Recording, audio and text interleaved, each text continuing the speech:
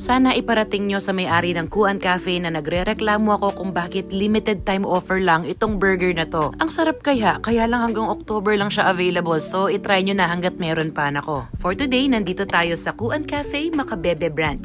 Ito yung address nila, pero kami naman gumamit na lang ng Google Maps. Open sila daily from 11 AM to 11 PM at meron din silang parking area. As expected, ang ganda ng interiors nila, very cozy, and feeling ko parang ito yung pinakamalaking branch. So unahin na nga natin itong Primo Burger na available lang hanggang October. It has a huge crispy chicken fillet with jalapenos, coleslaw, and a pepper bun. Tapos meron siyang kapares na cheese sauce. Ang laki nung chicken fillet niya, as in kita nyo naman lumalampas siya dun sa bun. Sana after ng October magkaroon pa kayo ng ibang variants ng chicken burger kasi ang sarap nito. Ang katerno niyang drink ay itong Aurora Slush na merong lemon, peach, and kiwi, super fruity and refreshing. And then nag-side order ako nitong salted egg fries for that salty umami kick. Sa mga naunang visit ko sa Kuan Cafe, palagi ako natutuwa sa pasta nila. So dito nag-order ako ng chicken Alfredo that has a chicken fillet on the side. And then I had this weird idea na yung pasta ipalaman ko doon sa chicken fillet and kainin ng parang sandwich. Sa mga rice meals naman nila para maiba, yung mga barbecue yung in-order natin. Ito yung pork skewers, that's sweet, tender, and smoky. It's kind of giving inihaw na tocino feels. After that, we're having barbecue liempo at ito naman lesser yung sweetness niya compared doon sa pork skewers. Both of them are served with scrambled eggs and mixed vegetables on the side.